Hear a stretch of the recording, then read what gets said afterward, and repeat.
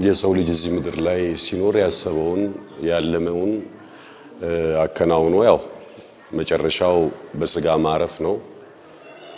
በወይዘሮ አማረች ወይም በእናታችን ያየነው ይሄንን ነገር ነው። ሰው ያሰበውን ከፈጸመ በኋላ የሚጠብቀው ሞቱን ነው ይላሉ አቡነ ጎርጎርዮስና በምድር ስንኖር የሚሰጠን ኃላፊነት በአግባቡ መወጣቱ ላይ ነው መልካሙ።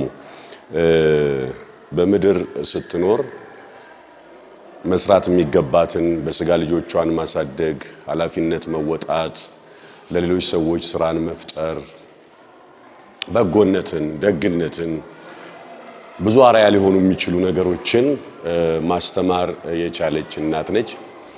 እንግዲህ እዚህ ከተማ በመጣን ወይ በተመላለስን ቁጥር ሳናገኛት ሰላም ሳንላት አናልፍም። በጣም በጎ እናታችን ነች። እግዚአብሔር ይመስገን ደግሞ ልጆች መኖራቸው በጎ ነው። እውነት ነው፣ ዘር ይቀጥል የሚባለው መቼም በልጆች ነው። ዘር ያለው ሰው በጎ ነው።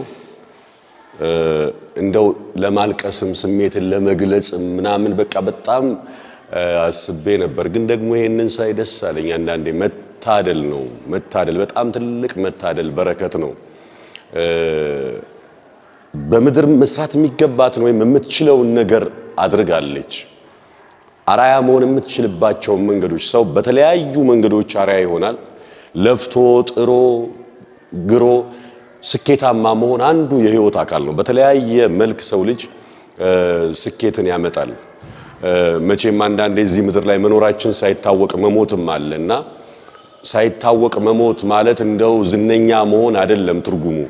ግብ የመጣንበትን ግብ ማከናወን ማለት መስራት፣ ተገቢውን ነገር ማድረግ ነውና ይሄንን ነገር በደንብ ያደረገች እናት ነች። በድካሟም ጊዜ ወደ ፈጣሪዋ የቀረበች እናት ነች። ስለዚህ በሁለቱም በነፍስም በስጋም ያለውን ነገር በተገቢው መልኩ ያከናወነች ነች። እንዳልኩት ደግሞ ዘር በጎ ነው፣ ዘር ጥሩ ነው። የተረከቡትን ስራ ከማስቀጠል ባሻገር ስታልፍም እንዳታልፍ ማድረጋቸው በጣም የሚገርም ነገር ነው።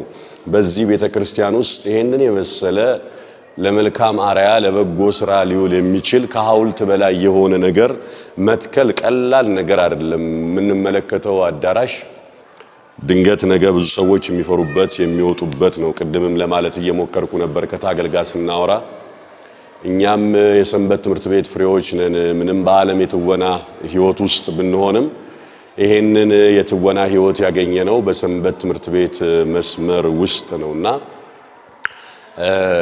ነገ በዚህ በተለያየ መልኩ በአገልግሎቱም ይሁን